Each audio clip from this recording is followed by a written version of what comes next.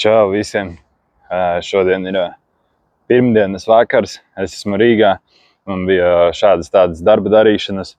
Bija jāizbrauc līdz ofisam un līdz noliktavai un tam līdzīgi jāgatavojas Vācijas braucienam. Ikdienā es būvēju skateparkus. Un ko es šo visu gribu teikt? Ka atbraucot uz Rīgu, es braucu ar Rīčuku, jo ar mašīnu šobrīd ir ļoti dārgi braukt. Rīčuks ir galīgi izvarots. Vakar es izlauzu 3 pieķus kaut kur apmēram te. Un šodien man pārplīst ķēde. Jau ir otrdiena, jau apmēram pusdienlaiks. Tikai tagad esmu normāli ticis iekšā garāžā un varu pieslēgties burbulim. Principā viss, kas šodien ir atlicis, kas jāizdara, ir rekur lodbalsts jāieliek atpakaļ, jo es viņu biju izņēmis, lai tur puses ir vieglāk kustināt un tam līdzīgi. Tad jāuzliek panna un jāizdomā, ko darīs ar tām durvīm. Īstenībā vēl pa ko es šodien aizdomājos, ka rekur tam burbulim ir āķis un varbūt būs jāpārliek vēl āķis uz šitā, jo tā arī būtu forša ekstra. Man piemēram patīk, ka mašīnai piekabes āķis, tad var piemest piekabi un ja kas, ja vajag, tad kaut ko aizvest. Tad vēl kādā brīdī vajadzētu iespējams, ka šodien iztīrīt omegu, jo te ir bardaks. Jā, Rīčuka vēl vajadzēs kaut kad sataisīt.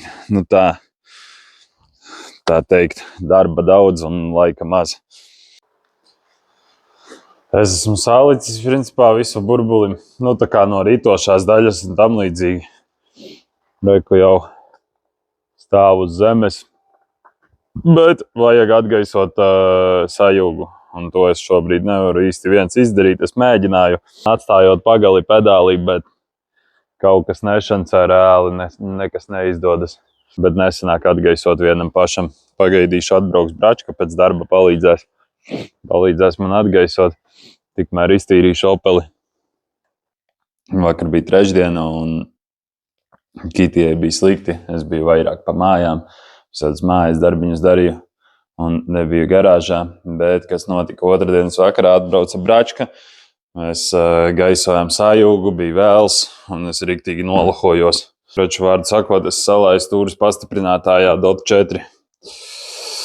Jā, es riktīgi nolahojos. Tagad tas viss šķidrums ir jādabū ārā, sistēma ir jāizskalo, sajūgs joprojām nav atgaisots. Nezinu, mēs tur mēģinājām, čakarējāmies riktīgi ilgi un nesanāca.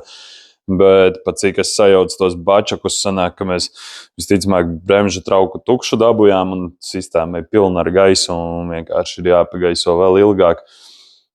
Tā kā principā šobrīd plāns ir izskalot to stūres pastiprinātāju sistēmu, atgaisot līdz galam sajūgu. Tāpat tās jau iepriekš kaut kad, kad es liku iekšā šo pagrieziena gaismu.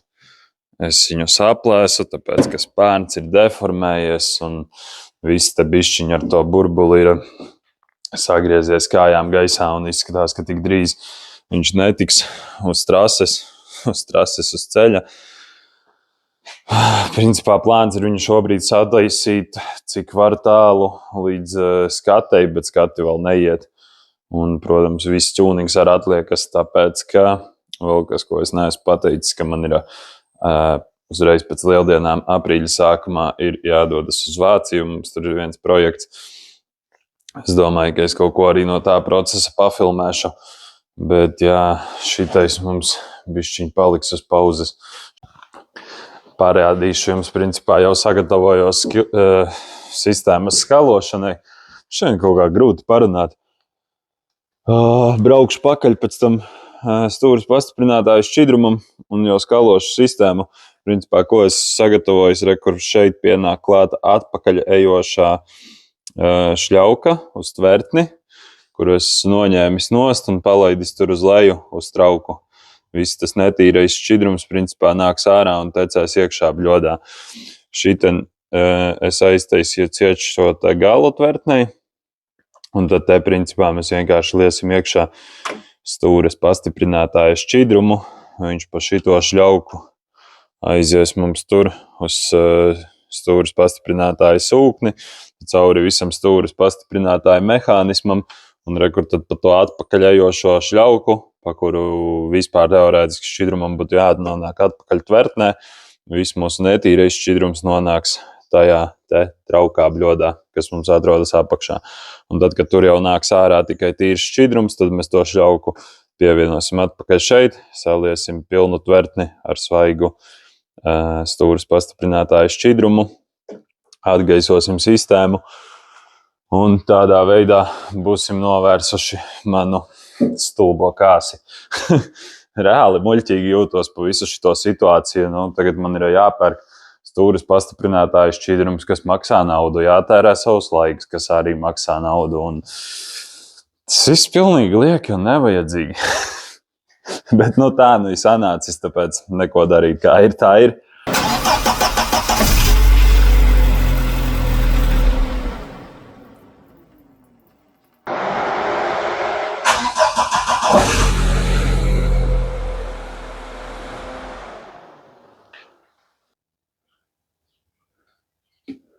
Kā bišķiņi sapatojusies, bet tas laikam normāli. Tas varētu nozīmēt, ka viss ir kārtībā. Bet drošības pēc izlaidīsim vēlreiz. Bišķi pabrauks un tad vēlreiz nomainīs.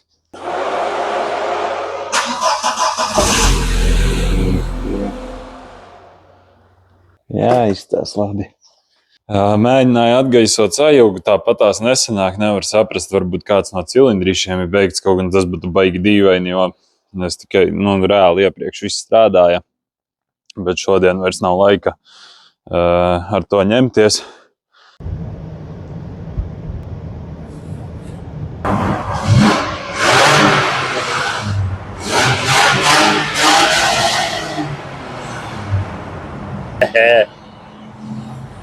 Es tagad braucu aizvest uz Jaunjelgavu atslēgas. Man tur palūdza iekurināt baļļu. Es beigās iekurināju to baļļu un es domāju, būtu jau krūti pašiem arī ieiet, zin kā. Beigās mēs arī iegājām baļļā. Es aizvedīšu atslēgas, kuras es aizmirsu atstāt.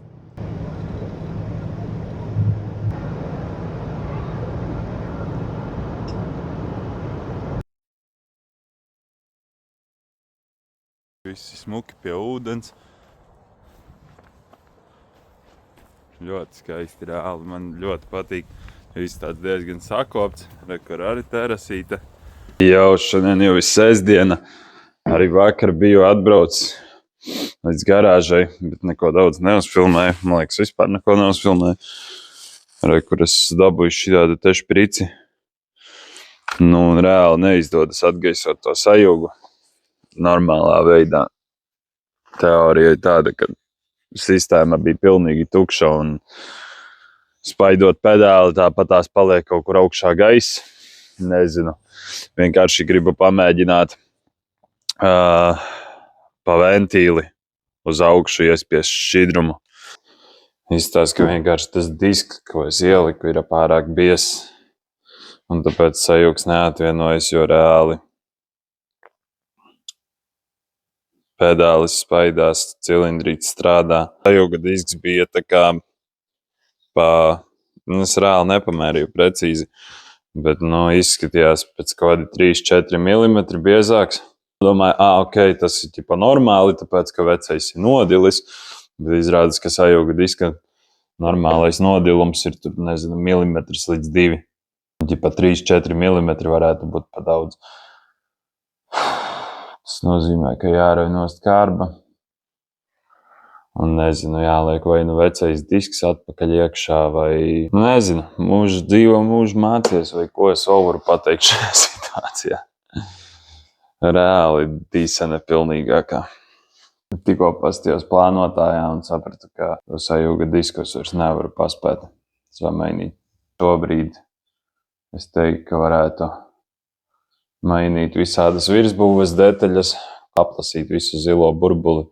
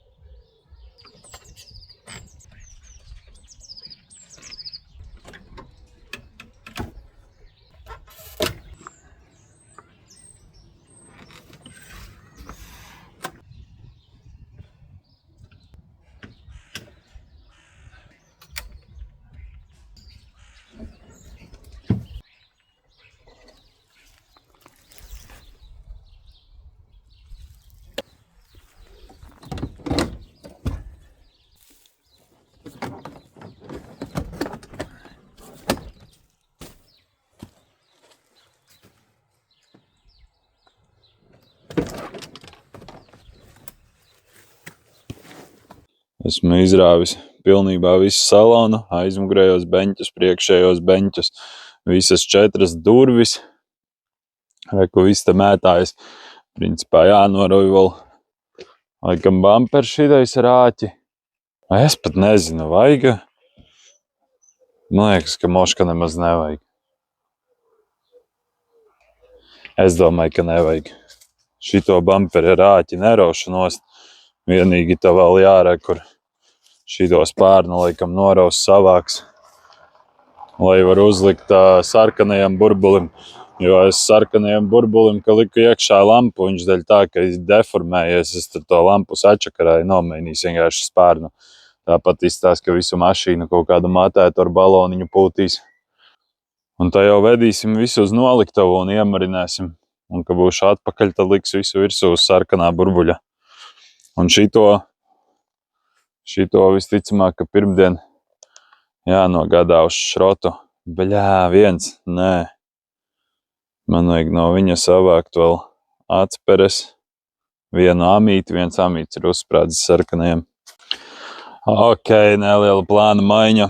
Es tikko sapratu, ka man vēl ir pirmdiena, un pēc tam laikam vēl kaut kāda piekdiena brīva. Un es domāju, ka es pirmdien vai piekdien noraušu gan spārnu, gan atperes, gan amīšus, visas tās lietas. Un šodien viss pietiek.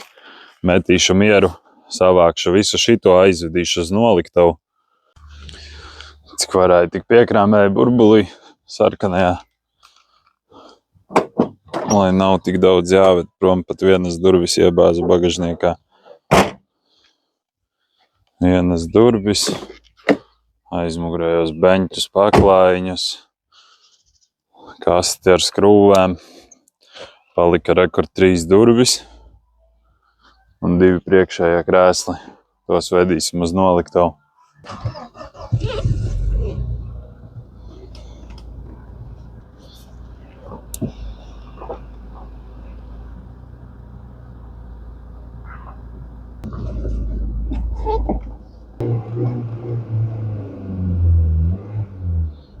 Šajā brīdī radās ideja, ka varbūt to sajūgu vienkārši piedecināt.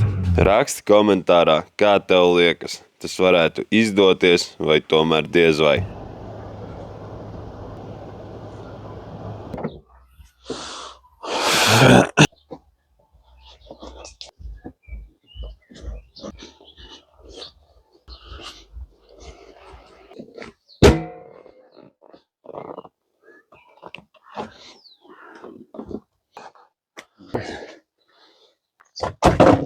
Блядь!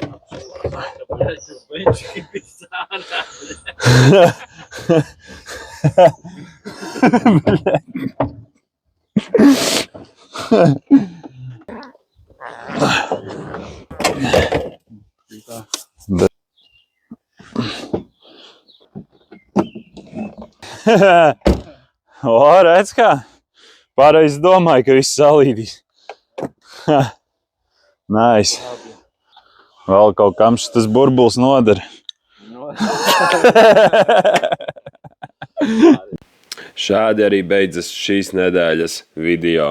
Spied like, spied subscribe, raksti komentāru un gaidi jau nākamās nedēļas video, kurā mēs gatavosimies braucienam uz Vāciju, krausim fūri un darīsim vēl visādas interesantas lietas.